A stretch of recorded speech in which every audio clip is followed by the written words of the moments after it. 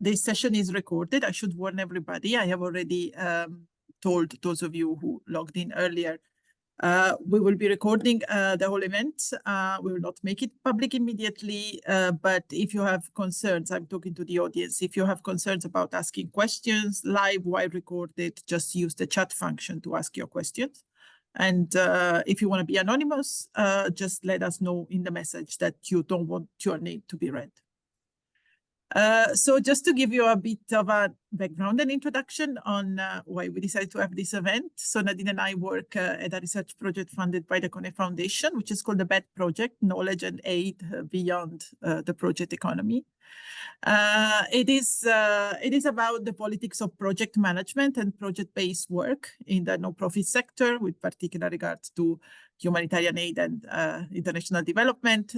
But also we have a strand of research that concerns the academic world, or more generally, perhaps the research world, also beyond academia, because there is a lot of precarious work and project-based work there, as we all know. And this is where our interest in Olga, Ladan, Martina, and Maryna's work stems from. And Nadine has also been involved with one of their projects, and she can tell more right now. I will tell more about the speakers. Okay. You've been framed, Nadine. Yes. So we're very happy to have you all here, speakers and attendees. With us this afternoon is Dr. Olga Burlyuk, an associate professor of Europe's external relations at the Department of Political Science at the University of Amsterdam, and Dr. Ladan Rahbari, political sociologist and assistant professor at the Department of Sociology at the University of Amsterdam as well. We also have Dr. Maryna Shevtsova, senior postdoctoral FWO fellow at KU Leuven, and Dr. Martina Vitackova, postdoctoral scientific staff at Ghent Center for Africans at Ghent University.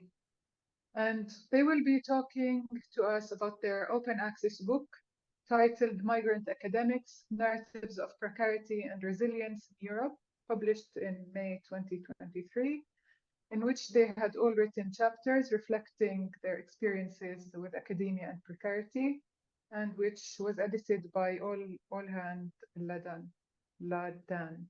I am trying. We will be sending more detailed bios through the chat, and also a link to their downloadable book. It's free access, open access. And so a little bit of housekeeping maybe before we start with the questions. The attendees can either ask questions in the chat. As Eliza was saying, you can ask us to be anonymous if you don't want your name to be shared, or you can raise your hands at the Q&A part of this webinar.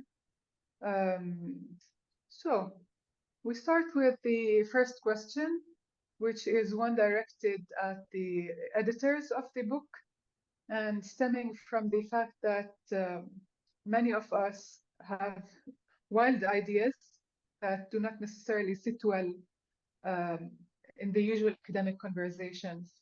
And some of us will put such ideas on the shelf until further notice, or maybe forever.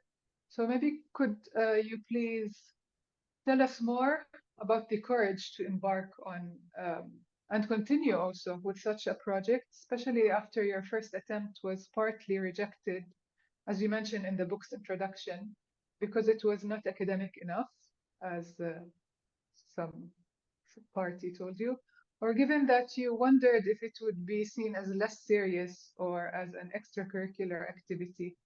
The floor is yours. I will jump in with this, and thank you very much for hosting us today, this afternoon, on the 24/4/24 at 4 Finland time, which was a cause of much laughter in our little group before this webinar. I really like that you use the word courage and even wild in your opening question. And I have to say that this has been kind of a recurring reaction from people like, oh, you're so brave for doing this. Oh, where did you get the courage to do this? And this somehow implies that, that this is so out of line, that you have to be courageous and brave and a little crazy to do this. And we managed to recruit, 22 crazy people to work on this together. And yeah, I think it's kind of an interesting question of its own, and maybe we will circle back to this, in the course of the webinar. But yeah, to go back to your question, I see that there are several sides to it, right? Why did we embark on this? Why did we continue throughout? But also why this topic in this particular way? Now, how did we embark on this? I have to say that, or to tell you that Ladan and I, we were both already toying with the topic on our own. Right? We've already started to write independently, separately, and without knowing each other. And that's actually how we met. We both published essays reflecting on some aspects of being a migrant academic in the Journal of Narrative Politics back in 2019 and 2020. And we read each other's work, and we just emailed and reached out and, met on Zoom because we were at the height of the COVID lockdown. And yeah, and that's when we realized that, we both have more to say, and we both find this an extremely important topic, necessary to be addressed, urgent almost, and also that both in our kind of individual professional circles and personal networks, we are having these conversations with colleagues. We know that many others want to share their stories too. It's just nobody, has the courage or, just the audacity, I call it, to actually go ahead and dedicate time and to do this thoroughly. So yeah, we met online, and I don't think we ever met in person before we were almost done with the book, and we've never met with all of the authors as a group. There are authors on the book I've never met to this day. Right, and in the spirit of solidarity, love and frustration, I don't know how to call it, we decided to do this, and make something collective on this topic. Now, also maybe interesting to say that at the time that we started, and that does circle back to courage, right? At the time we started working on this book, we were more precarious than when we finished, because yeah. Ladan got her tenure shortly before the book was published, and I got my tenure like 2 weeks or 3 weeks before it was published. So, at the time that it came out, we were, much more settled than when we started, at which time Ladan has just started on her new position at the University of Amsterdam, and I was on the way out of academia, actually, at the end of my postdoc, and there's no job in sight. So yeah, I will speak for myself, and maybe Ladan wants to add to this, why embark on it. For me, at that time when we were working on this, I really had the urge to talk about it. Once I've, sat down and done this one essay and received this overwhelming feedback from the community, oh my God, I want, I could tell my story. I'm like, why don't you? Let's team up and do it. And for me, at the end of my postdoc, that was okay. If I'm done with academia and I'm switching to a different sector, what's the one thing I want to have finished before I'm out? And I found this project much more important than whatever, regular research I was doing at the time. But also for me, it was a sense, it might sound a little melodramatic now that, I'm on a job, but at that time, I wouldn't want to be in academia if there would be no space for things like this. So people are like, oh, you're undermining your chances. Even, my husband had read the essay that I wrote earlier. I'm like, yeah, but you wrote this, gonna publish this. Like, maybe you wait until you're a full professor and out of the department to publish it. And I'm like, no, I want it now. It's not needed anymore when I'm through, right? So there was that element, but also you have to place this in time. I always tell my students, whatever you read, place it in the context of its time, because people were thinking these thoughts in the specific historic moment. And for us, we were in 2020, 2021, COVID pandemic, everybody in isolation, everybody in some sort of anxiety and uncertainty.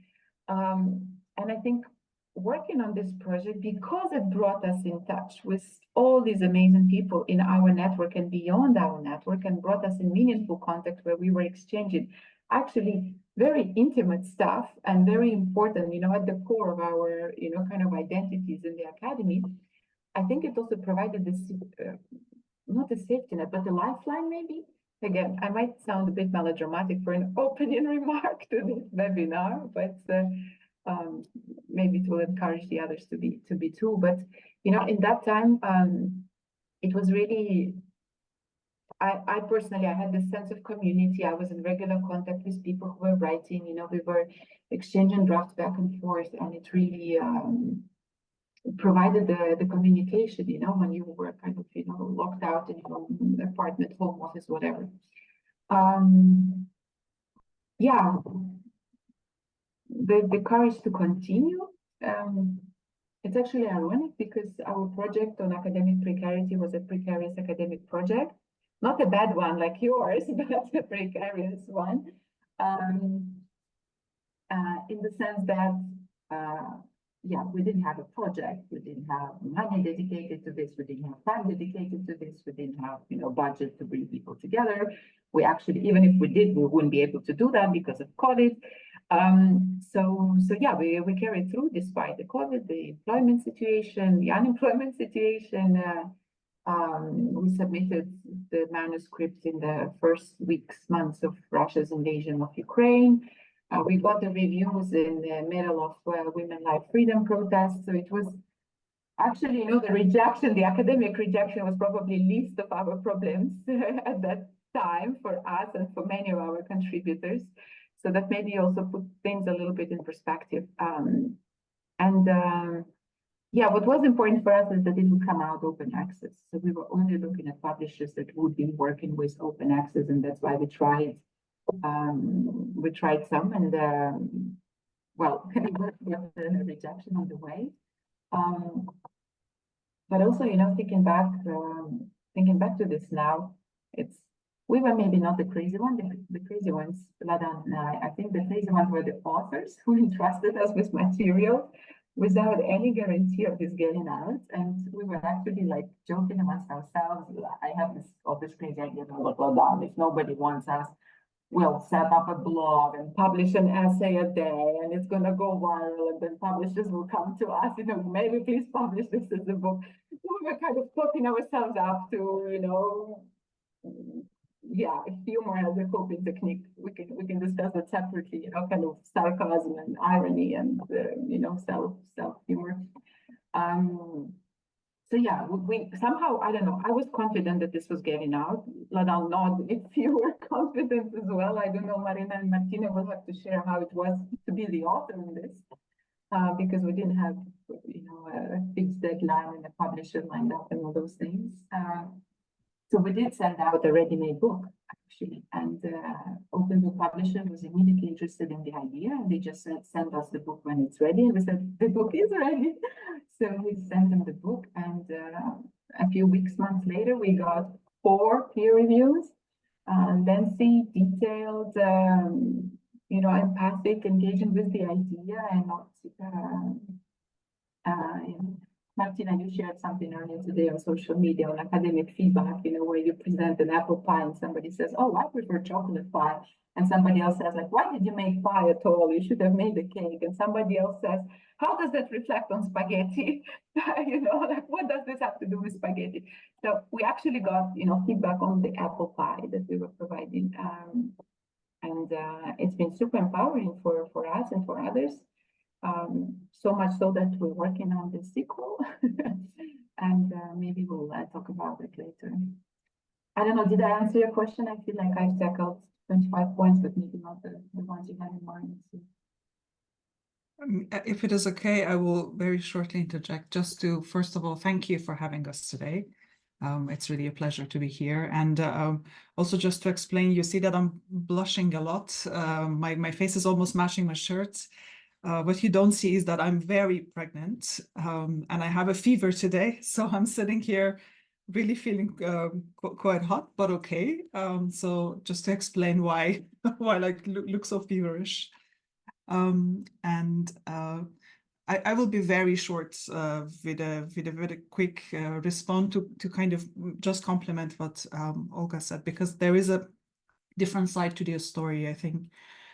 Because for me, I don't think that this project actually took a lot of courage from me, to be honest with you. So it's a little bit anticlimactic, my answer. I think the chronology was different. I think it was, I was at a very privileged position at that moment in the academy, because yes, I didn't have tenure, but I was in tenure track with almost guarantee that I will get tenure at the time in a great department, with lots of support from my department. So for me, I feel that even at the time, I didn't feel like this was something that could have like really severe consequences for my career. Whereas for our collaborators and colleagues, as Olga was just saying, for a lot of them, this was about, you know, they had fears about the reactions they would get from their colleagues, departments, you know, line managers, universities, and so on. And indeed, my fear was mostly, and I think we mentioned in this introduction, and I mentioned this in my chapter as well, was mostly that if I write the way that I do, especially using narratives, then I will be considered a less serious academic, which is something that wouldn't have harmed my career a lot, but this is something that you don't want, especially as a migrant academic woman in a primarily, you know, white institution. So this project was a gamble in the sense that, in a way, we didn't know how much academic gain it would have for us, for me specifically, but the stakes were not very high, as they were for others. So I have to admit that. But then for me, in trying to suit myself, I thought about all of the kinds of, you know, good works that academics do with narratives, and they are really good academics, and they are, you know, I was thinking about names, you know, Ruth Behar, the Cuban-American anthropologist, Elizabeth Torres' work in feminist sociology. One of my favorites, Shahram Khosravi's work, who's the Iranian-Swedish anthropologist, who have all worked, you know, with narratives. And in the case of Behar, in fact, she also has written multiple novels. And by thinking about them, I got kind of reassured that the work that I do is also not only academic, but also valuable in so many different ways. So it was more like something that Olga said about this is the academia that I want to be a part of and that I want to contribute to, rather than, you know, feeling very courageous and wanting to kind of break down structures. Whereas we do hope that that also takes place, of course, at the end of the day.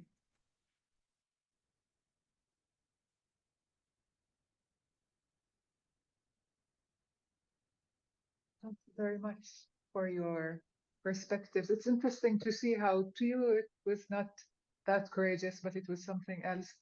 It's nice to hear that people usually frame it as courageous and brave and so on, and then how you perceive it and how you lived through this process. So thanks for the elaboration on that, Lisa. Yeah. So I have a question too for the editors. That's how we thought. I have to ask them more, like, you know, boring academic question, perhaps. But I thought reading the introduction to your book that some of the readers and listeners today, by the way, if you haven't read the book, just check it out. You have the link in the chat, as Nadine said. It's really fun, the book. It's a very enjoyable and sometimes really amusing read. So I really recommend it. But I was saying some of the readers may take an interest in the way you use the term resilience in the title and in the introduction, and somehow how it shaped the book. And in particular, I made a note that in the introduction, you referred to the concept of post-neoliberal resilience. And you say, I quote, a resilience that may have the potential to enable survival and help subjects to learn and prepare for uncertainties and challenges in the future, end quote. So I would just want to give you the chance to say a bit more about that, because that may be of interest for the people here, because resilient doesn't have very good press sometimes. Yeah, thank you for that question. It's a very good question. Olga, I will go with this question if that's okay for you. So indeed, the concept of resilience was something that we added later to the book. We didn't start with the idea of thinking about resilience actually, and when the book chapters arrived and we read them. We thought, okay, we should think about this. We should think about their not necessarily the resilience at the time, but the resistance aspect of things, and think about a way to frame that. So it was really an afterthought, and we reflected both on the notions of agency and resilience. And I still think that both would have been fitting to the book as many other concepts. There are of course narratives, and also they are quite complex. But it was a matter of framing and finding the frame that would basically represent the experiences more accurately. So I want to make this maybe rather strong point to say that we don't use the concept of resilience because we want to somehow glamorize its existence, but only because it was evidently there. And we thought that it really represented the narratives very well. And in a way, our resistance to the notion of resilience, as you probably hear from the way I'm talking, is basically resilience is about adapting to and coping with, recovering in the face of adversities and precarities, rather than changing the environment, right? So really, it did represent the circumstances under which many of our authors were writing their chapters. But it also has theoretical limitations because, the resilient individual has a limited capacity to change and transform the outside world, and often focuses a lot of times in neoliberal ways on overcoming the consequences of that environment and that precarious situation. So there is certainly a proximity between neoliberalism and resilience. But we also thought about, an alternative formulation of resilience that, in light of individuals not only being empowered selves in constant process of competing and, marketizing and improving themselves, but as you mentioned, the so-called post-neoliberal resilience, which focuses on more collective, community-based ways that people can cope with precarity without necessarily subscribing to that competition and market logic. So then this concept, in a way, recognizes the limitations of expecting individuals to navigate hardship, and also that only through, hard work and without considering the broader socioeconomic support systems influencing people, they have to come up with mechanisms of coping. So in the context of post-neoliberal resilience, the emphasis is on creating collective ways to basically empower communities and groups. And this, of course, starts by those groups and networks existing, right? And this book has been an attempt to do that, not only in this kind of cliche way that, we brought authors together and now we have a networking community. It's not as easy. So I think if we did create a network and we are connected to each other in different constellations in this book, but we were also hoping just to kind of inspire those who are in similar forms of precarity to come together in their own environments and form these sorts of groups and come up with the strategies to create those bonds and resilient communities. So by focusing on collective empowerment rather than basically individual survival, the post-neoliberal resilience tries to redefine how we basically face precarity and prepare for future precarities, from coping to also kind of lifting each other up, keeping inequalities in mind, because as you see in the book, there is also inequalities in precarity. We talk about precarity, but there are so many different layers of precarity. We have precarities that are really they are quite absolute, whereas their precarities that are, compared to other forms of precarity are rather culpable. So that was kind of the way that we were thinking about it. But having said all of this, and yes, resilience is useful, and we should have resilient communities, but it is not a perfect long-term solution to overcoming precarities, and should be only in parallel with attempts to basically make structural changes in the system. So we really see resilience like this as a safety valve of some sort in the face of systematic precarities rather than a solution to them. I just want to jump in here, and Ladan has already mentioned that resilience is not the idea we started with, right? It's something we added along the way, having read the material that was coming in, and that it's also not that we added to glorify how resilient the authors are, or to glorify resilience as the way to be, and something to strive for, or rather to the contrary. But also I wanted to mention that these are also not the terms our contributors were working with. Right? So I think if you run like a search function for the book for the words precarity or resilience, they will probably come up only in the introduction chapter.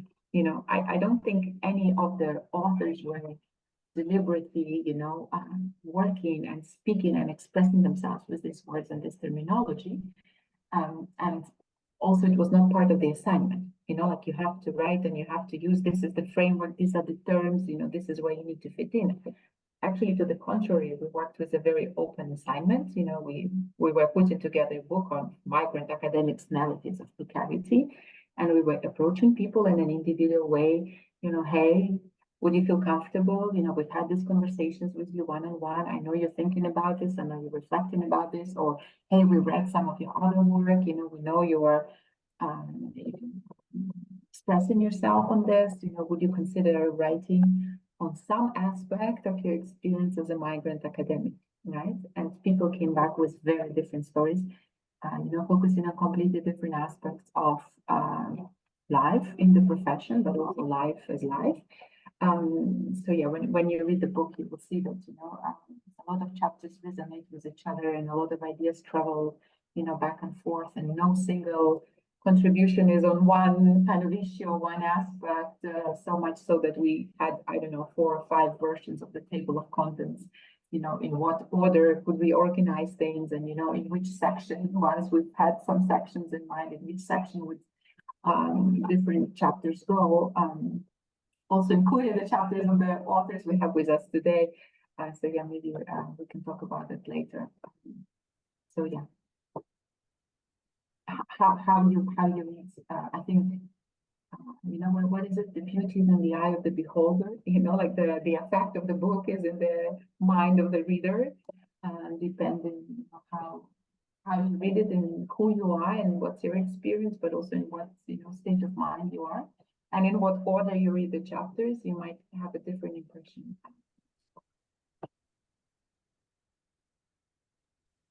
Thank you so much. Nadine, do you shall we move on to questions for the whole group? Yes. So we have a couple of questions for everyone and all of the speakers, I mean. And the first, Olga, maybe I will get on your nerves with the word that I will use, but to the external eye, like daring to share was something that stood out in the book's chapters, regardless. Some read as more daring and some less daring, but there was daring in general. So I was wondering if you could share with us more about your willingness to share the at sometimes intimate details about your experiences. And this question is stemming from a question that I got about the chapter I wrote for your upcoming project that Elisa just framed me on. Is like, how did you take such a decision, and how did it make you feel during and after writing? And also, given that the book was already published, How did it make you feel after you started receiving feedback from the readers?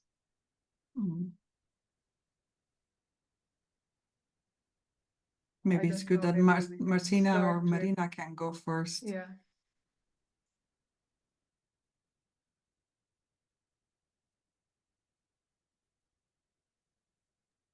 Okay, shall I? Oh, if you want to. Or Maryna, are you willing? I'm still like trying to wrap my mind around that. So I don't have a coherent answer at the moment. But maybe, I don't know, like, yeah, the courage, it's I don't know, like the thing I felt the most is like a major imposter syndrome. Like, am I precarious enough, because I'm still a white, person, or, there is just a whole thing about being Caucasian but not white, which is how I would like probably describe myself, because I really didn't actually get much privilege on base of that. But that aside, it's just what was nice, like, getting feedback back from people. Oh my, this is so recognizable, and thank you for actually saying that. And thank you, I thought it was in my head and it's not. And so the moment actually the story got out and you got people telling you, yeah, I know this is so recognizable. And I loved Olga's piece about, dressing up and, these expectations on, how, and that takes so much emotional labor, this like whole, people are expecting stuff from me, and how do I navigate this? And, I have my own ideas, and how do you do that? And, I think the whole stories, they're so different, but there's so much recognizability. And, Ladan's story as well. And I know everyone's else is like, yes, I see myself in there. And I might not have the exact same experience, but, I still recognize myself in this. And is this, system that is, not really healthy and, equal. So, yeah. No coherent answer whatsoever, but yes, imposter syndrome still very, very there.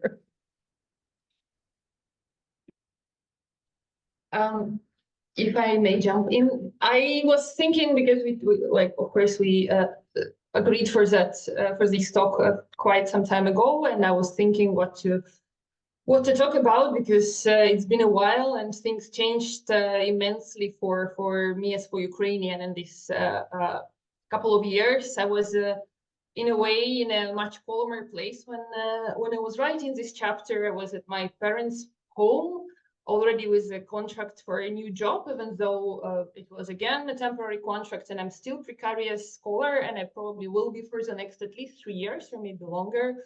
And I'm also for 12 years a precarious human rights activist and consultant, so I haven't had stability in a while. But it was all still amazing as compared to what happened in February 2022. And as well as said, it really does put things for you in the perspective.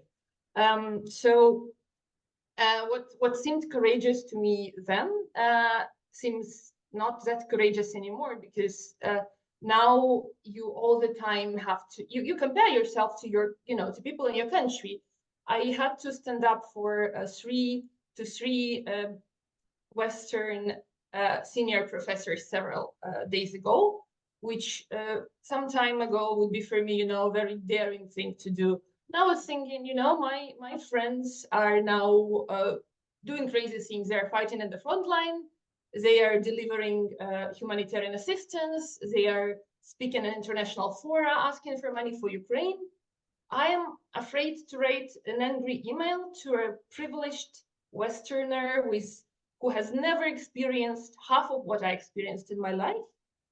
I refuse to be afraid of that, So these things, they kind of empower you a lot, even though this is a painful price, and this is a bloody price to pay.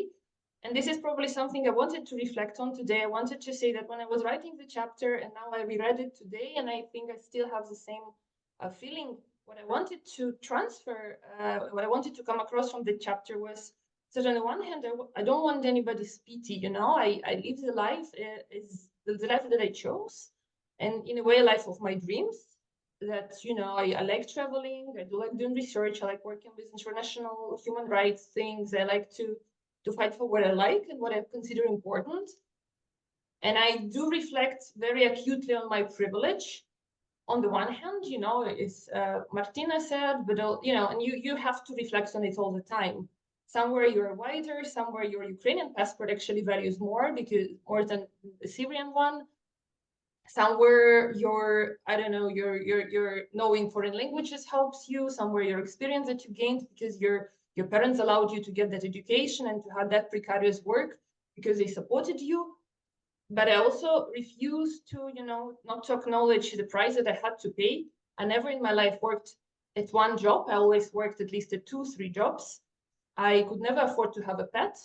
I never had an apartment of my own. I never had I cannot afford a kid. I don't want to have a kid. But, you know, it could have been an option if I were a man. So I think it's also very strongly gendered. So that's another thing that I wanted to come across, that the price that as women we're paying for this lifestyle or for our decisions and choices is much higher than what men are still paying. And the last thing I probably wanted to say in this input is the right for emotions again, because again, being an angry woman in academia, it comes with a stigma. It comes with adjectives like hysterical, emotional, unstable, not professional, not competent. While I imagine if I were a guy standing my ground, that would be completely different. It makes me angrier, and this is the example that I want to send while I'm still in academia to younger students. I don't want them to have the fears I still have, and I want them to be able to stand up for themselves. Yeah.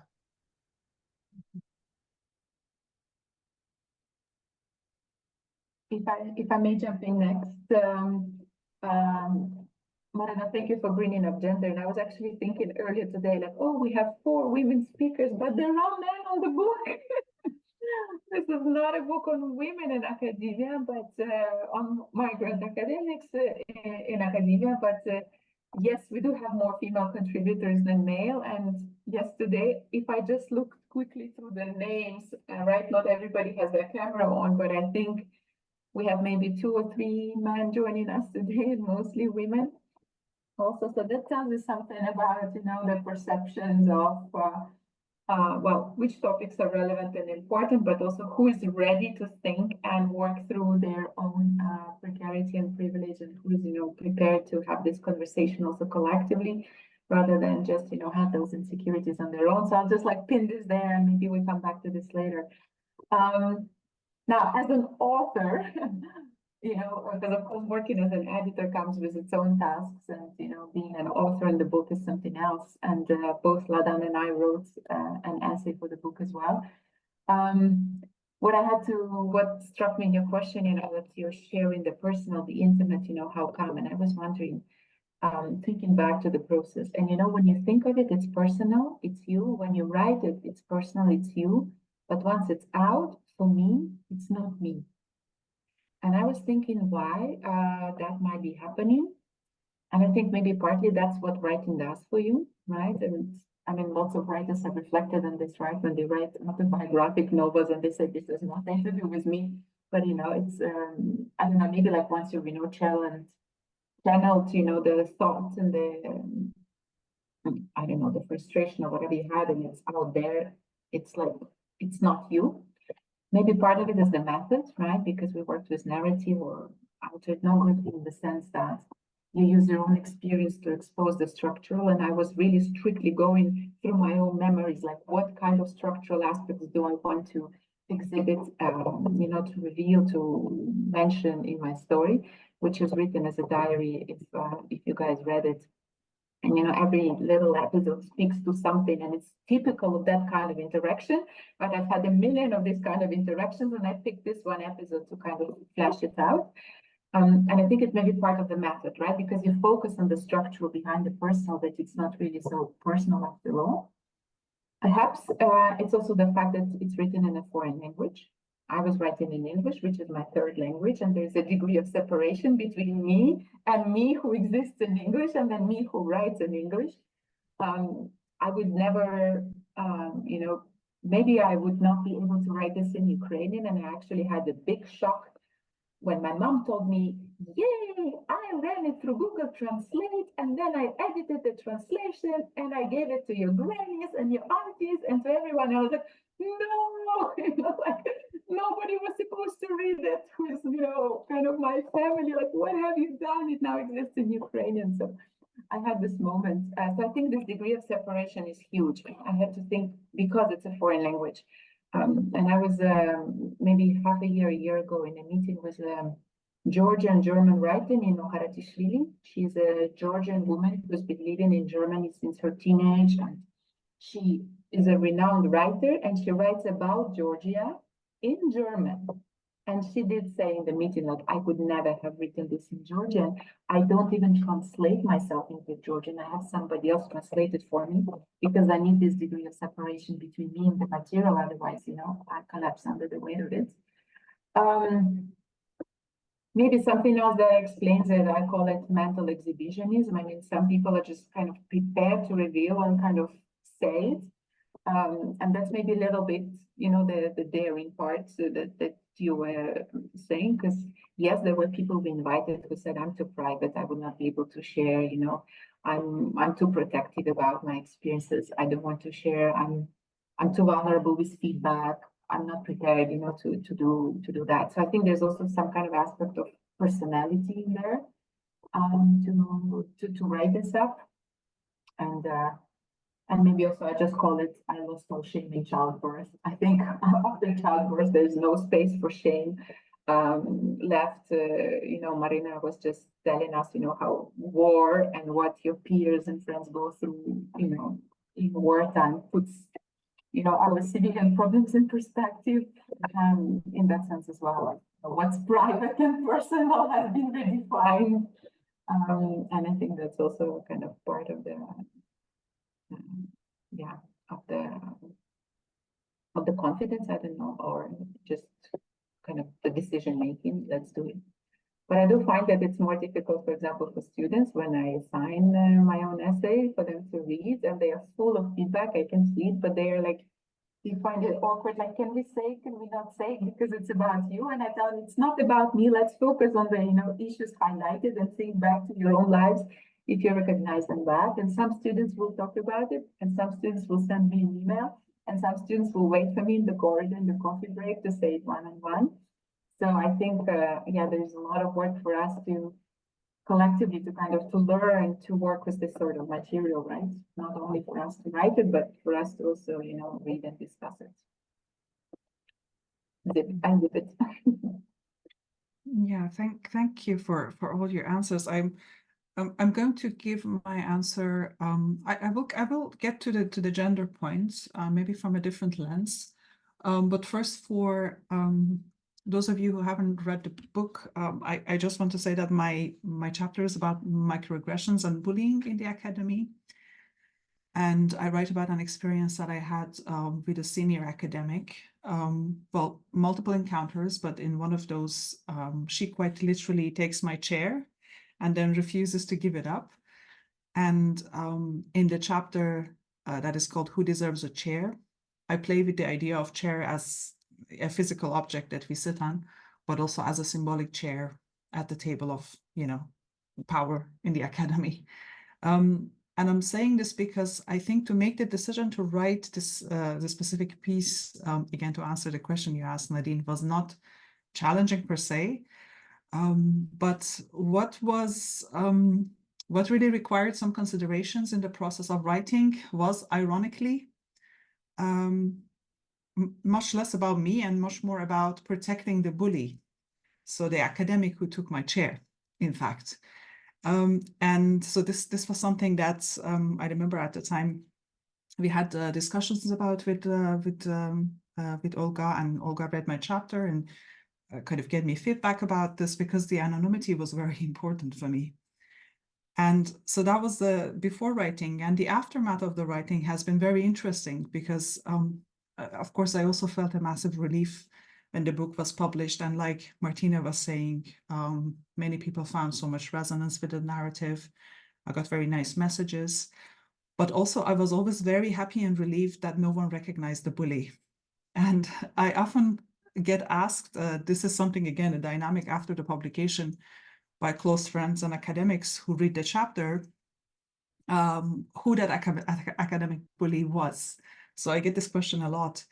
And I've had colleagues who are also not only curious to know, but they also kind of advocate for outing the bully. So they say, well, this person deserves to be exposed. You have to, you have to tell the name, which leads to awkward conversations where, I sit there and they throw names at me and they expect me to say if this is the person that I wrote about or not. So they try to basically profile the person.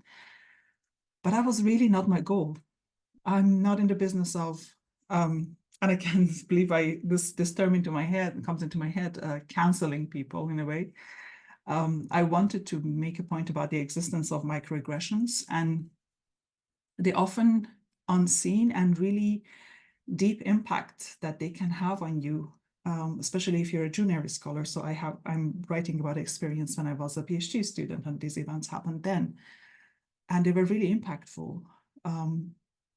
And they can impact self-confidence, the sense of self-worth in an industry like Martina was saying is, imposter syndrome is rampant. And someone from a different background or someone in a different psychological state, for that matter, might have had, might have been much more severely impacted than I was even. So that was kind of the point. And like you said, the kind of the aftermath. But to come to the point of gender, I do believe that really gender plays a role in the way that precarities play out, and in a complex way, right? So definitely being a cis man gives you a specific standing in everywhere, but also in the academy. But I also wanted it to be very clear what the gender of the bully was. And I intentionally did not hide that. First of all, it wasn't important for the anonymity, but I also wanted to make it clear that just like victims of microaggressions and harassment in the academy can come from different genders and backgrounds, so can the aggressors. And in the field that I work in, which is gender and sexual politics, women make up a large number of scholars proportionally compared to other fields. And women can and very often are part of the, the aggression. They are the aggressors and bullies. So for me, it really, when it comes to the structures of power and the way that, the academy functions, it often boils down to the structures rather than the identity of the aggressor. When there is a structure that can be abused, then the person that sits there is potentially going to, be abusing the system. So for me, the shift doesn't come necessarily by identity matters, but doesn't come necessarily by the shift in identity. That is something that should happen for also other reasons, but definitely the structure itself also needs to be retaught.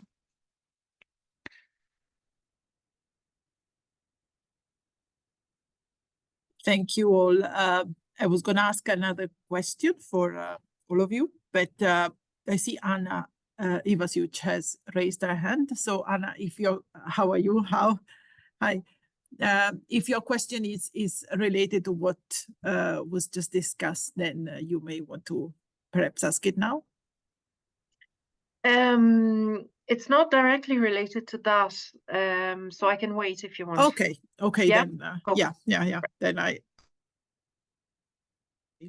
sorry, I'll give the chance. In the chat. Sorry, Lisa. Yes. There's a related question in the chat by Calypso.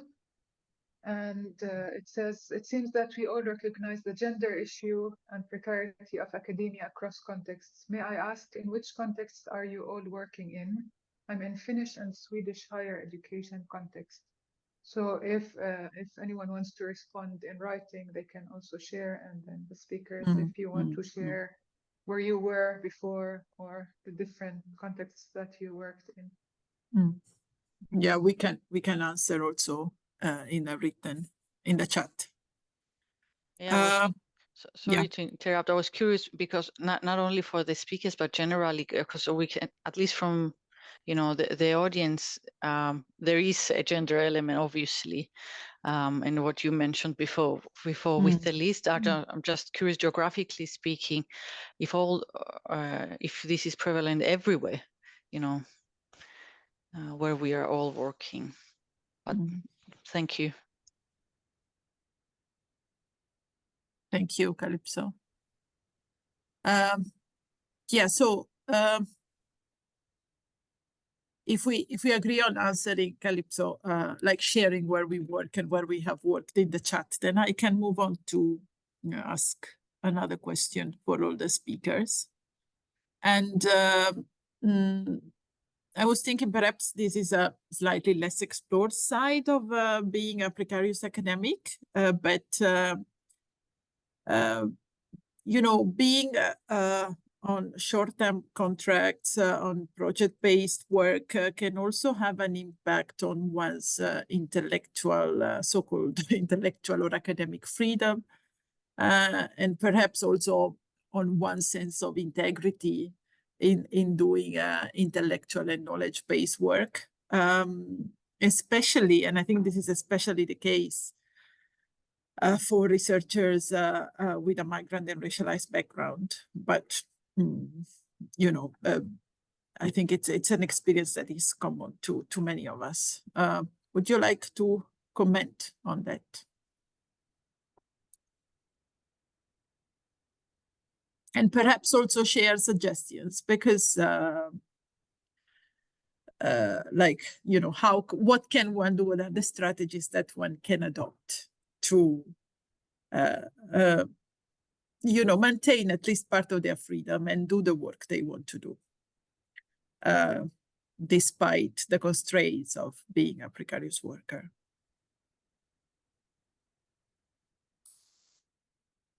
Maryna and Martina, maybe you want to go first with this one? I do have an answer, but I can go after you. I feel like we've monopolized the floor, so I want to give you also a chance to go first.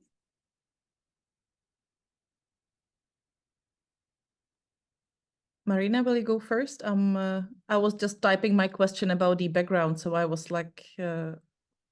Me too. I missed half of the question. I'm sorry. Okay, Elisa, could you please? Yeah, I can repeat it. I was just asking Maryna about how being a precarious academic impact one's intellectual freedom, like the freedom and the possibility quite, you know, materially to do the work we want to do. And also a sense of integrity in doing the work. And if you have perhaps tips or experiences you want to share as to that, like how can we do the things we like to do? What are the strategies we can use despite the fact that we are working in precarious conditions?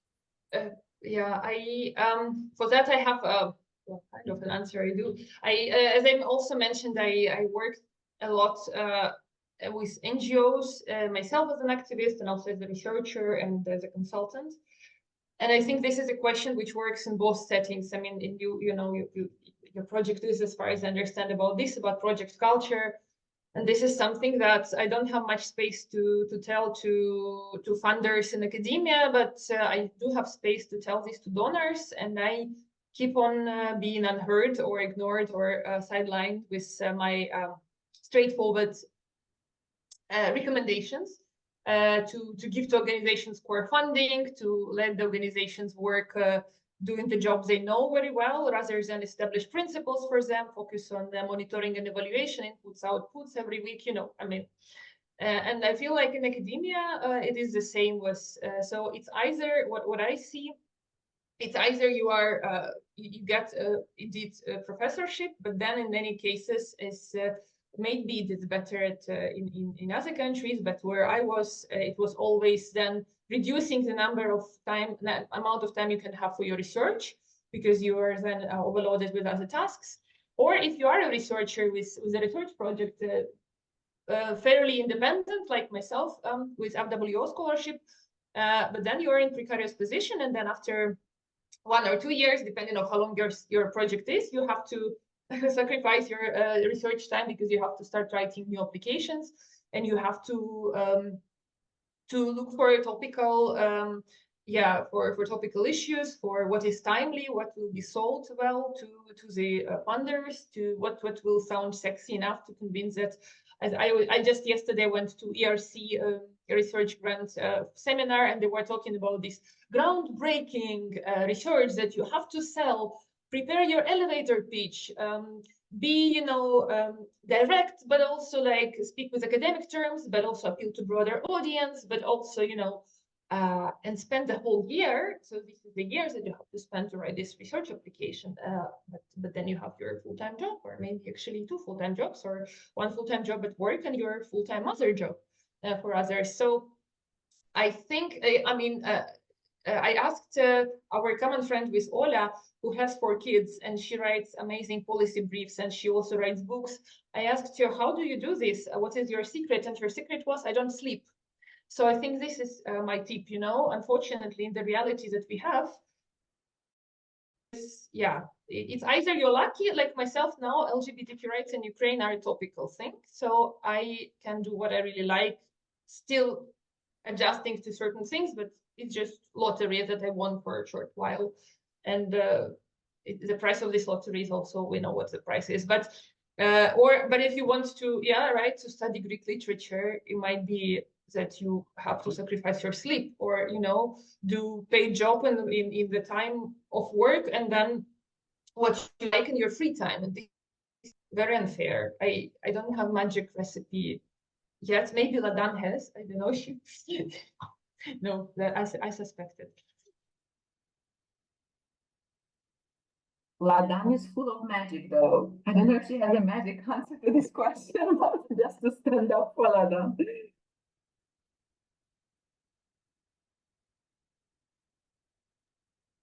Martina, do you want to go next, maybe?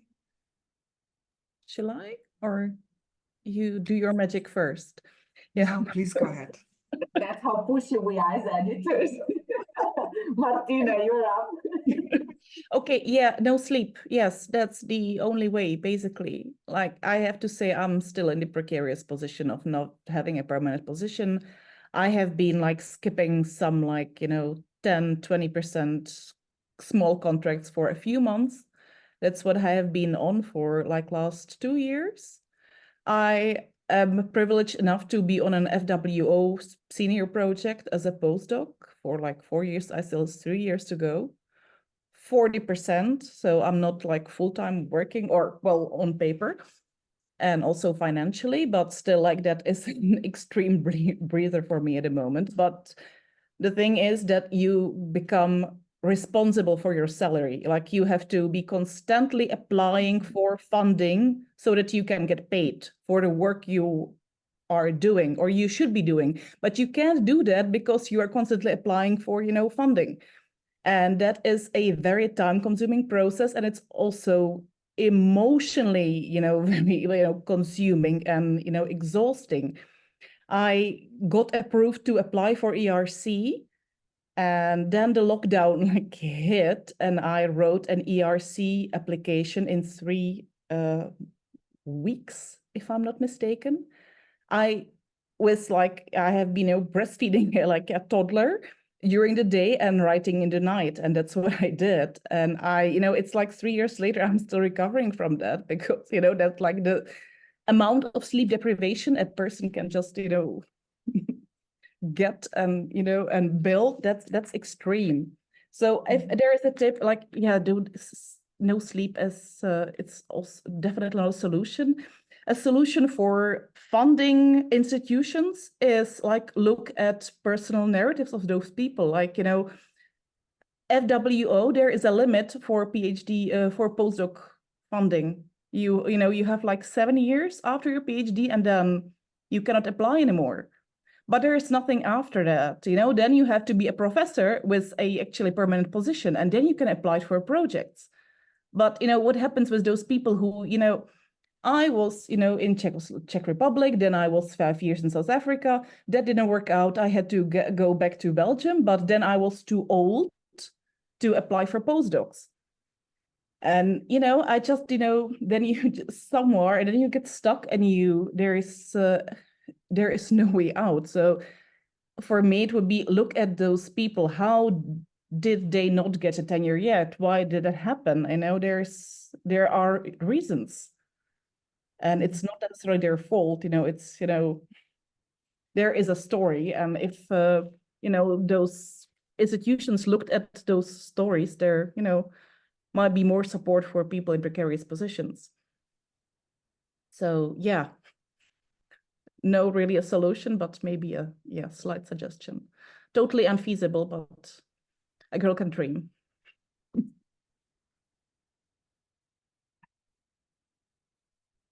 Olga, do you want to go?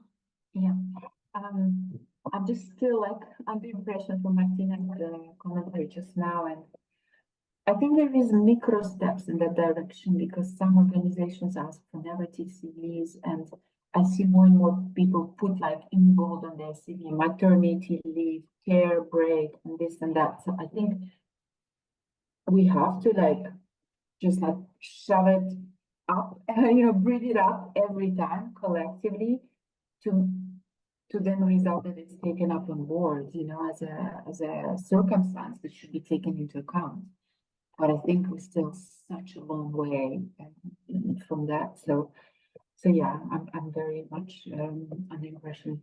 Now, some things that come to mind, of course, Maryna and Martina mentioned already, right? When you work on short term, you often technically, literally work on other people's projects, right? You're hired to work on somebody's ideas. So, what kind of academic freedom can you talk about? Something that's a massive kind of deal breaker and fun party pooper is that you're constantly thinking of the next proposal. So you have no time, but also no joy from doing the research that you're currently micro-hired to do. But something else that I experienced in my case, my 8 years of postdocs and unemployment before getting an assistant professor position, is that you're so conditioned to think in the short term. It's really hard to think in the long term.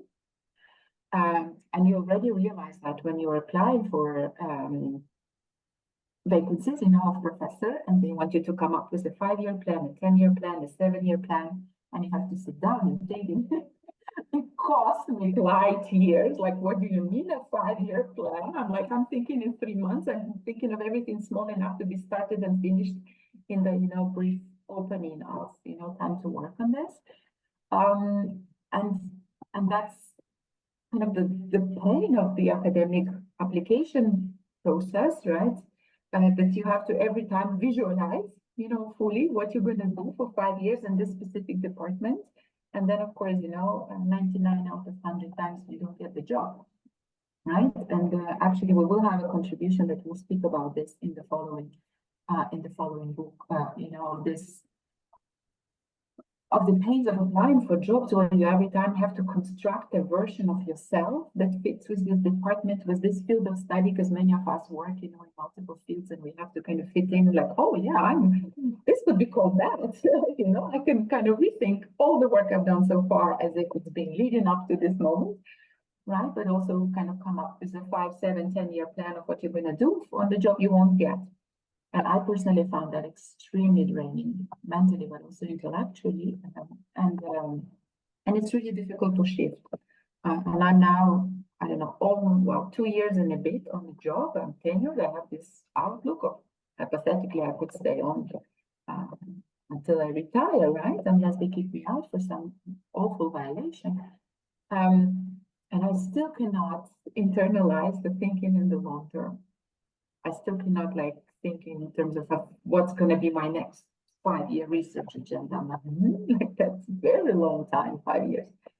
So yeah, and then of course the power dynamics, when your next step has to be approved by everybody else. So what room is there for kind of radical disagreements, either intellectually with where the discipline is going, or with the practices in the department, or with the way academia works. Right, so yeah, I think it directly affects academic freedom massively, negatively. And actually, one of our contributors has her own book on this, Leuven. She co-edited a book with Isuda Kellerman. They wrote a book on academic freedom in Europe called "Free as a Bird," which I found a great fun, in the title of that book, and I really recommend. our audience, checks it out for some of that discussion. Ladan, the floor is yours. Yeah, thank you. Thank you so much. I actually think I won't be able to contribute to because I mean, you had such great points. So I won't be able to add a lot to the discussion about precarity based on short-term projects. But I do think that so I will try to take a slightly different lens, because you did mention academic freedom. So I will talk from that perspective and say that conditions of precarity, not only, but also caused by short-term project-based work, can limit the way that scholars practice their academic freedom. And there are a few ways that this happens. Olga was just mentioning working on projects. And of course, yes, you work on projects, you work on PIs, and if you are a migrant or racialized scholar who works in a specific context that the PI is not necessarily familiar with, then there can be very uncomfortable dynamics that can trump academic freedom. Not always, but sometimes there is pressure to conform to the ideas that the European institution or that specific project or that specific PI stands for in relation to that context. And I can give you an example of my own research. I work on gender and sexual politics in Iran. And throughout the years where I worked with a lot of PIs, now I can finally be my own PI. But I used to work with a lot of colleagues, often white European colleagues in European institutions. And they didn't have the knowledge, or they had a specific perspectives, not always Eurocentric, but European perspectives on that context that created really bad dynamics between myself as a junior scholar with a short-term contract and them with, positions often permanent and big amounts of money and connections to institutions. And now I have similar dynamics in the form of research ethics committee dynamics. So I have to defend my research, my objectives, my methods, and even the area of study. So the fact that I work on Iran, I have to defend that in front of a European institution who has a specific parameters in which it wants to kind of engage with that context. So scholars with racialized or migrant backgrounds might feel the pressure, or might actually get pressured to conform to mainstream research agendas or methodologies that do not necessarily align with their own interests or expertise, and hence cannot practice their academic freedom. And in severe cases, this could lead to, depending on the seniority level, I would say, and the level of precarity, and in this case, then being a project-based short-term, scholar does not give you a lot of empowerment, but this can lead to censorship, direct pressure on censoring your work, and self-censorship. And I think another way, maybe a bit more subtle way, an indirect way in which I would say racism in the academy comes kind of into play is by depriving you of spaces and platforms to present your work. Being a migrant or racialized academic almost comes with a crisis of credibility. You technically have the academic freedom, you have the position, no matter what level of seniority, you are there, you're doing the research, but you're not given the platform to talk about your topic. And I know events very directly addressing the topic of, for instance, my research in my own institution, but sometimes I'm not invited, and I always wonder why. Instead, a white scholar is given the platform.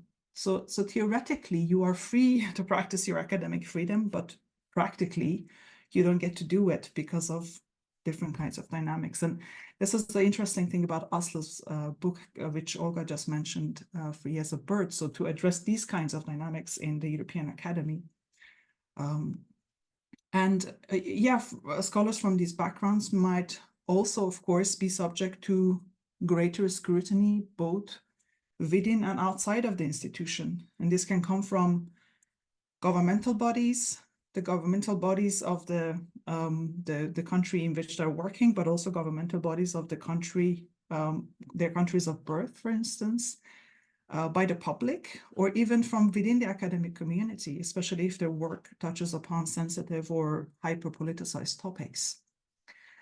And I think to add the kind of the short-term precarious project aspect to it, of course, that can exacerbate all of these, and also the psychological burden created by them, because then if you're a migrant academic, you not only have to think about how to deal with all this at work, but also have to think about practical matters, life, being alone, visa procedures, residence permits, job applications. So all of that is added to an already problematic workspace. And this is not to say that short-term projects should completely disappear or transitional contracts serve no purpose. I don't think that there are also, not problems with long-term lifetime contracts, especially in such a competitive industry with not enough space for everyone who's qualified for a position. There are problems with that as well. But short-term projects, and I will just say projects in general, should be set up in a way that empower the researchers, and especially dependency on the PI must be reduced to a minimum, at least at the kind of administrative level. And there should be solid and I would say confidential structures of support available to counter the effects of the, I would say, inherent power relations that come with these kinds of, big projects in which lots of scholars are hired in. So it's not a solution, perfect solution, but it does at least kind of counter some of the existing problems with power within these kinds of projects.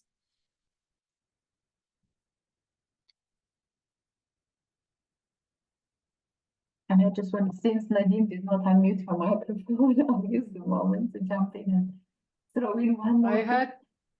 I had to do this.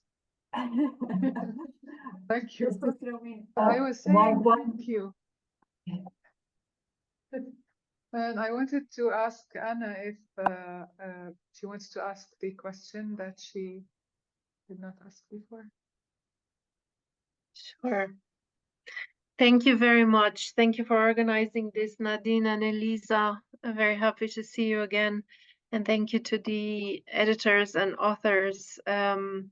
As a precarious migrant in Western Academy for the last 10 years, there are very few chapters that I don't recognize any of my own experiences in. So it's a really powerful volume. And I'm sorry, I hadn't understood that the discussion was not open already, but I was like, I want to ask. I really want to ask about the sequel, so the follow-up. What are you preparing? Thank you. Yeah, we love to talk about the sequel, don't we, Olga? Yeah. You can go ahead. I see you're excited about it. You're like already doing a little dance. Yeah. So I was saying we started working with the book Migrant Academics, Narratives of Precarity, and then eventually we added and resilience. And then the reviewers and the publisher said, please add in Europe, because it so happens that the core of the stories are in Europe, even though all of our authors, almost all of our authors have been based somewhere else. I mean, Maryna here, right, has been in, I don't know, 10 different countries, and Martina has worked in South Africa for the longest time, right? I was detailing some episodes that took place in the US or China, so it wasn't really strictly about, incidents in Europe, but yes, primarily at this point in time, most of the authors are based in Europe, eventually, right? So yeah, we got this suggestion, like bring that out in the title, because this is a specific academic context in terms of, public universities rather than private, the type of contracts, etc. Think of working on the sequel. And we were already thinking of working on the sequel because even though we have 21, 22 chapters in the book, of course, it's nowhere near comprehensive, right? There's so much more that should be discussed, and we had kind of our own list of things that we'd like to have mentioned that didn't, transpire through the different stories, and we're trying to get those for the next book. And maybe the biggest difference for the next book is that we're expanding the geography, so we're going way beyond Europe. We're explicitly soliciting contributions by scholars based in UK, in Canada, in the US, but also in the, I don't know, what in my mind is kind of regional cores, right? So, you know, somebody from the Pacific based in Australia, somebody from Southeast Asia based in Japan, right? But then somebody from Sub-Saharan Africa based in South African Republic, and then somebody from South African Republic based in the UK, right? So to somebody from Ukraine going to New Zealand, but somebody from New Zealand coming to Ireland, right? To kind of complicate the geographies and the hierarchies of precarity and statuses, and how different places can be both cores and peripheries. The same person can be both privileged and precarious in different ways. So in my mind, what we're doing is, you know, we're complicating, we're expanding the geography and the diversity of the topics and aspects that come up kind of thematically, but also complicating the, you know, the notions of global north, global south, the core, the periphery, the center, you know, the asshole of the world, right? Which places are the asshole in relation to which places, you know, what animal are we talking about? Right, and maybe Ladan would like to add here in a more sophisticated way, but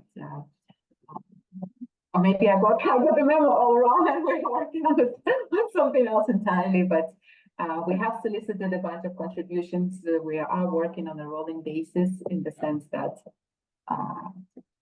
this is slow science. We are giving room for people to take their time. This is not, you know, your usual academic output that should be, you know, delivered over the weekends because of the tough deadline. So some contributions are already finished and closed and kind of reviewed by us as editors, and some contributions are still pending. Some contributions are being, you know, redrafted for our comments, and yeah, it's going to be beautiful. I can say that already. No spoilers. Ladan?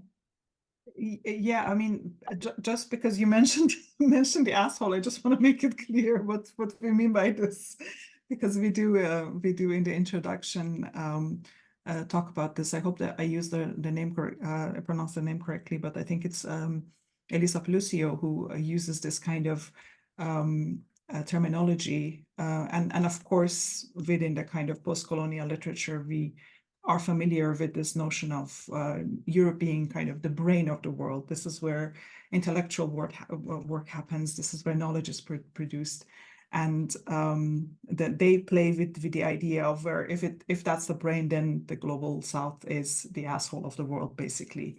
And in this way, we also kind of, in a way, queer the language of so what is important in a body, right? So what matters? What is considered? What organ is considered important, and what is considered, you know, marginal?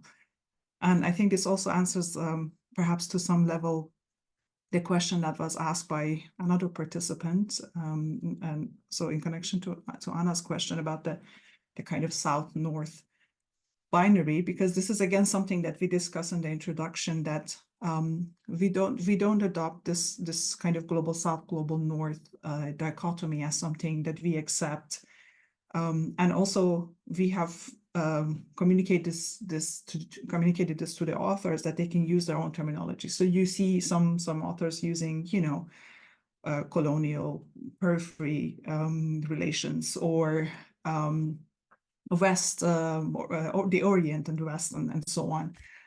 So we're not kind of taking up this notion as something that we accept and that we want to promote the usage of, but rather to analytically frame the experiences that are out there, right? And in a way, in the lack of a better word, in the lack of a better framework. So we explain this clearly in the introduction. And I think there is definitely a problem with dichotomization, with seeing things in this way, but also they are quite illustrative. So in a way, that kind of thinking about the brain and the asshole positions us in a place where we can epistemologically think about how historically certain areas in the world have been constructed as not contributing to knowledge production, but rather contributing to kind of waste or whatever. So definitely, I take your your comment, and I think this is something that we can think about, and we still have to think about for the next book how we're going to frame this, because indeed we are moving away from our Eurocentrism, because we were Eurocentric, we were partly accidentally, but we did end up prioritizing perspectives that came at that moment when we were doing we were editing the book from Europe. And now we're moving away from that, and we are kind of diversifying this center-periphery relations, as Olga just explained. So thinking about all the kinds of specificities, because we can't talk about colonial production of knowledge, but this colonial production of knowledge has had different shapes, different consequences, and really different historical dynamics in different places in the world. And we really want to capture that. So this is kind of our goal, to move away from Europe as much as we can.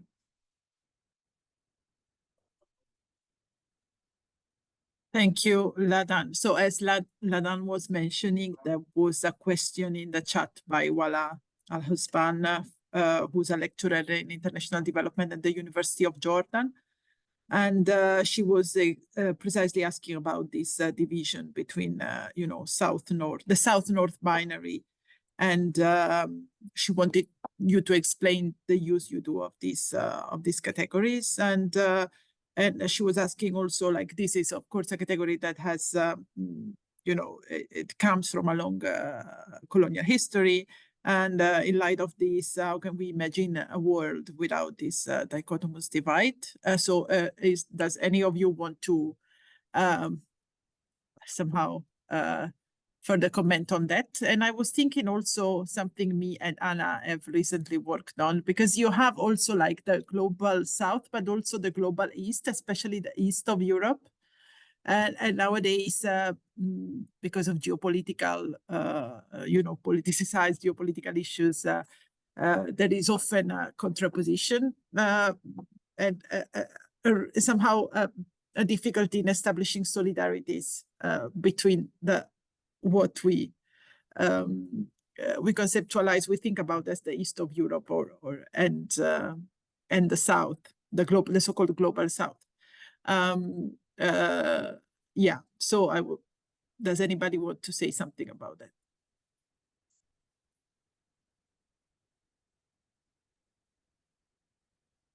Ladan, you want to? I feel like you already addressed that a little bit in your answer just previously. I mean, we do speak of global North and global South, but it's just there to kind of indicate the direction of mobility, right? The direction of migration, without any further attachment to the terms. Again, these are not the terms that you will encounter a lot throughout the books. These are not the terms that the authors are using or have been instructed to use, right? So everybody works on their own side. And it's also, we've been extremely inclusive, not the right word, but, we were defining kind of global South in a very broad way, right? So we have precisely what you were saying, the inequalities within Europe, the semi-peripheries, the quarter peripheries, right, and the full peripheries. We try to include those as well to show that actually it's also in this context it already happens. Imagine if you throw in other aspects, right? So that was kind of part of the intention, and also just to comment a little bit to add to what Ladan was saying, that we ended up with a kind of Europe-focused book. It was not because we wanted to amplify what's happening in Europe, but because we worked through our networks, and we are based in Europe, and that's where we know people, right? This is not the project that you would put a call for papers. Please send me a snapshot of your precarity, and we will run little Olympics and find the most meaningful stories, and those will be the authors we'll invite to contribute. Right? This is not how you can work on a project like this. It's necessarily on an individual basis, and where you reach out to people and give them space to think and decide and get back to you and remain anonymous, right? In fact, we even have an anonymous contribution in the book, and the publishers were like, okay, let us see how we do this legally, because somebody needs to sign off the copyright.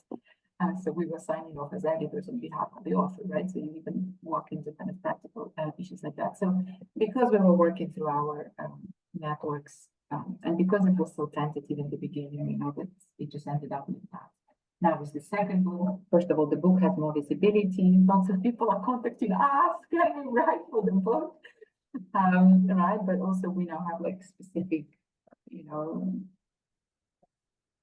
positionalities in mind, or I don't know, you know, specific geographies we want to amplify. So we are, you know, specifically looking for contributors from those countries, regions, areas, or with this kind of directions of mobility. But yeah, I see the point of the question, right? On the one hand, we're trying to challenge and expose, but at the same time, using the terminology with force, so it's kind of circular. What do we do? We are trying to do our best. But yeah, no, I'll throw in the mic to you. Yeah, no, I do think I kind of did make my point about the way that we use the global south, global north, but I just wanted to add that in a way, when it comes to the realm of defining north, south, east, west, this concept are scientifically nonsensical, right? So it is definitions that have, of course, they're very well established at the moment, but they make absolutely no sense. They are just, you know, historically there and have created forms of discursive power relations that we could very easily reverse and say, let's call this north and let's call that south. So it's less about the geographic aspects of things and more about power relations for us. And I'm just thinking about the idea of Europe, for instance. So, you know, East Europe, Central Europe, South Europe, and we actually do have one contribution from Italy, for instance. And there we kind of talk about, you know, in the chapter itself talks about the precarity of, you know, a person coming from Italy and going, for instance, to institutions in a different context in Europe. So again, trying to think about power relations rather than defining specifically what we mean by what global south is and what global north is. And beyond that, just thinking about the idea of Europe, right? So who is included? When are they included? When do you become truly European? I'm just thinking about, you know, the for instance, the discussions after the invasion of Russian invasion of Ukraine, and how, for instance, the notion of Europe then shifts, and political discourses around it are completely different than they were before. So what is then at that moment European all of a sudden? So these kinds of dynamics also chronologically, temporally play a role in the way that we are defining these concepts that are not only geographical. They're really about power relations and geopolitics. So this is the way that we think about it.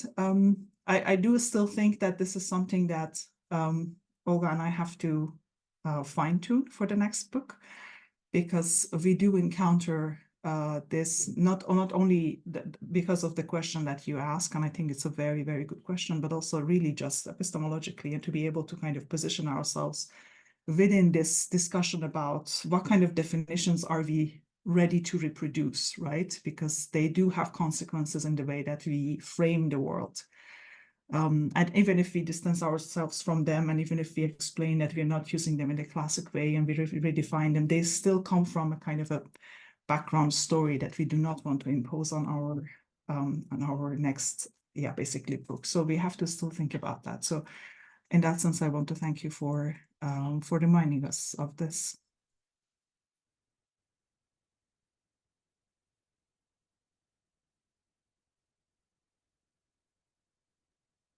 Do you want to add anything on that, Martina and Maryna?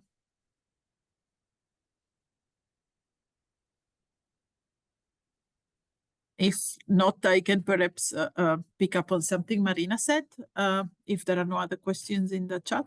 I was struck when you said, Maryna, that at the start of the full-scale Russian invasion of Ukraine in 2022, you felt like, you know, things that, since then, things that you used to consider courageous at work have become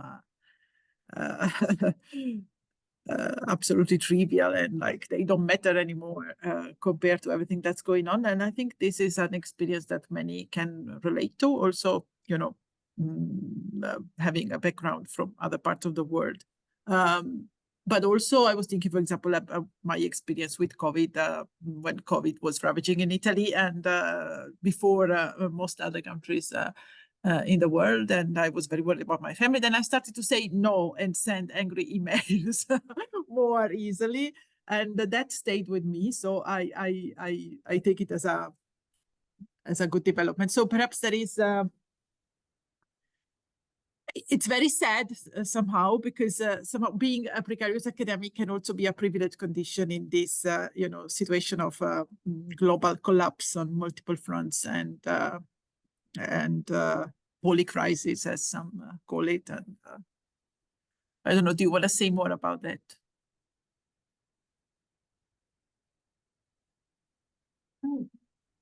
Yes, thank you for going back to that. And yeah, of course, I immediately started thinking about COVID too. How then? I mean, we forgot already how scary it was and how many people were lost and how many personal tragedies were there, and how quickly societies forgot how we should be grateful to people working in the care and actually improve their work conditions. So I want to say that this and yeah, and probably I didn't write about this in my chapter because it wasn't that relevant at that point, but also psychotherapy, that I will be having a session, for example, right after we talk, is something that I would say is I cannot call it. It is in a way a privilege, right? A privilege to as you said, have even precarious best position, like being able to travel and to talk about my country and to deliver my thoughts in certain international places, as well as being able to pay to a psychotherapist to discuss my issues with her. But at the same time, this comes as a consequence of some very tough things, that knowing that my parents are now in the city that is regularly bombed, and that my friends are there too, and if even if it's a minor thing to be able to donate some money to buy more weapons for Ukraine, or convince somebody to create one more position for a precarious or a scholar at risk from my country or from another country at war, that's already something. So I think, and this is, I on the one hand, my psychologist says that we shouldn't underestimate your grievances or your sufferings or your anxiety, whatever it is. So if something seems to you courageous, even if it's a minor thing, or scary as compared to, say, to the war or to pandemic, you still should live through it. And so she's like, and you don't discard it. And on the one hand, I agree. On the other hand, I think it is very useful for us, also for our own empowerment, to put things in perspective. Because when we think back what I could do, what I was able to do at certain point, and what I stood up against, then we are braver doing other things also. Because I think also sometimes with this imposter syndrome that Martina was mentioning, that is so familiar to all of us, we are very quick to discard all our achievements or our small victories, because we're like, oh, okay, this is already checked, this application, we got this grant, or this article was published, or this book was published, so next one, sequel, that already doesn't matter anymore. But it does, right? And we don't spend enough time also to celebrate certain things and to indeed acknowledge how the cost of the cost we paid for it. And I think especially women, because it's again gendered, because we are taught not to be, not to boast, not to sell ourselves, to be humble, to always acknowledge that we stand on the shoulders of giants, which is true. But I think sometimes maybe we should, like right now, let's acknowledge how much we all have done, right? I want to jump in here with a non-academic anecdote that just happened yesterday. I took my 4-year-old son out to playgrounds, and there they were, 2 4-year-old boys, maybe the other one was 3 4-year-old boys with little footballs, aiming for the basketball basket.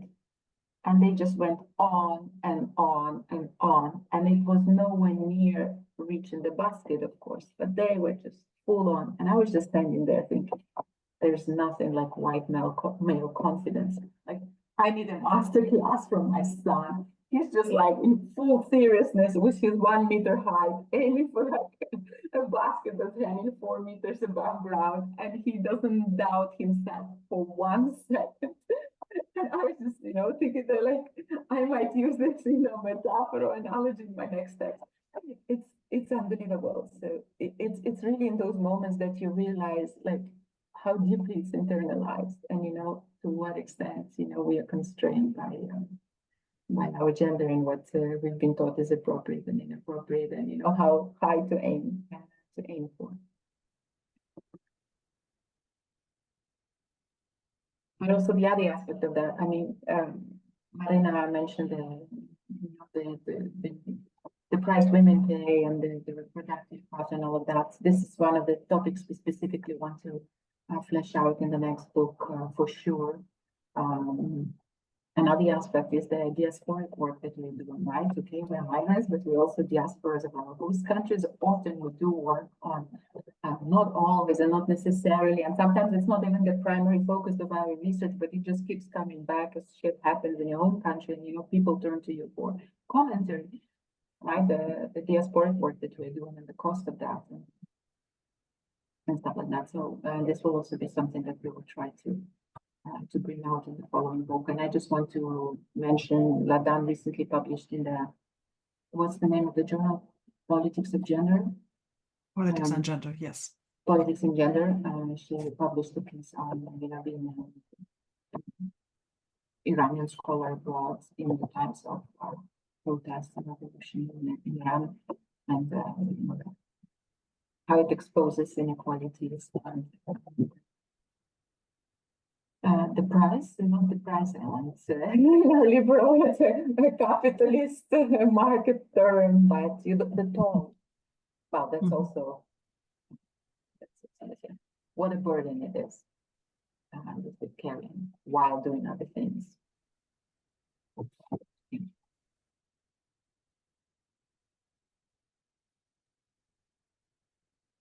Nadine, do you want to ask something, or anybody else?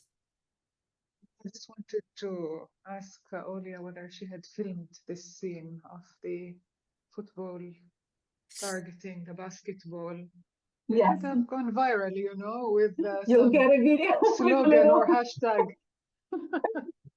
I did not. I would not dare because it's not just my son, but another child. Okay. And, like I don't put my children on social media. Okay. Somebody else's child. But I'll send you a copy so you can have a good laugh later tonight. Yeah. Next time, film them from behind, please. It needs to go beyond WhatsApp. I have a question for Martina and Maryna, if you will allow me, because we've actually never had the opportunity. I wonder how it was for you as the authors, and what was your reaction to our comments. I don't know how to put it, but like you send it out to us and we'll send you back ideas. How was it for you? Because it's really weird. I mean, we are confident and also very tactful, I hope, with Ladan. We were at least trying to do it meaningfully. But how was it for you as authors? Because sometimes we would push you to say more or advise you to take things out. And how was it for you?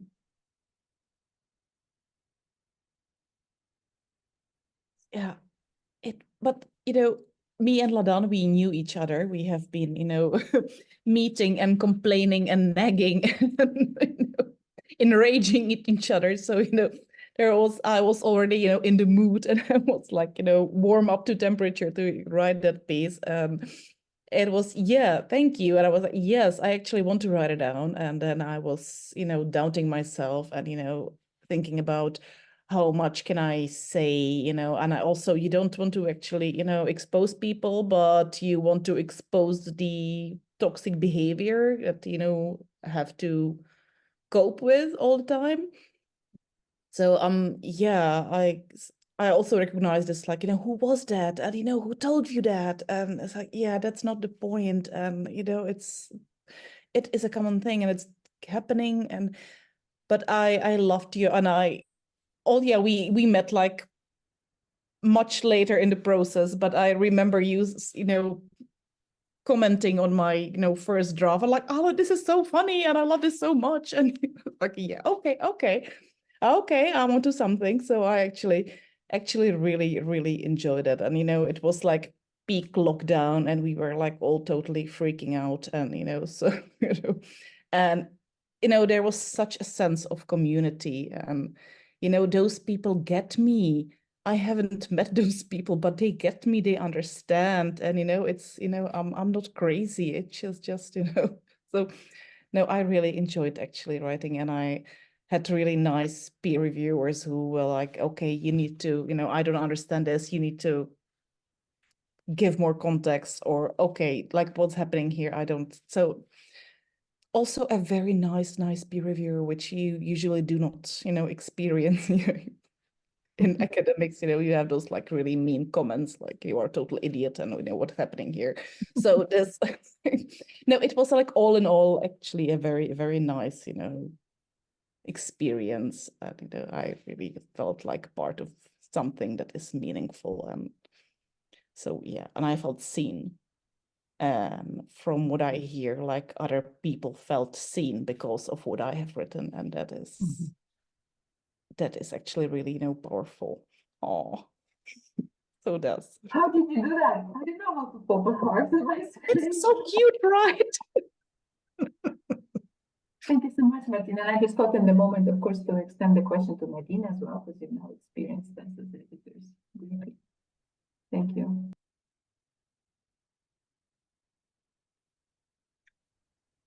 No, I don't have much to add, but it was very similar. I mean, I wish all the writing and review processes was like that. With I wrote the first draft with a glass of wine. It was very therapeutical, and then and feedback was really nice, and it felt in a way cathartic in terms of being like just doing the free writing and writing what you think. I have to say that I was sure that I will not put this one in my CV or in my webpage, because I thought, okay, it's not academic enough. But as I spoke, the things have changed, so I decided no, that definitely deserves place on my list of publications. I hope people will read it. So thank you so much for this opportunity, Ola and Ladan. Yeah, so our time is up. So I think we are going to wrap it up. Just a reminder to check the book. It's online. You have the link in the chat and also in our emails that we sent, as invitation to the seminar. I just want to say one last thing at the end. So because my partner is a medical doctor and I get lecture about that all the time, do sleep. One thing you can do to sleep, as that is important, especially for people gendered as women or socialized as women, is just say no. Don't be nice. Do less mentoring, less free work, less service, and go to sleep. Yeah. Thank you so much. This was a great session. Thanks for organizing. It was a pleasure. Thank you so much for having us. Thank you so much. Thanks to you all, and congratulations to Ladan, and best of luck. Thank you. Thank you. Bye, everyone. Bye.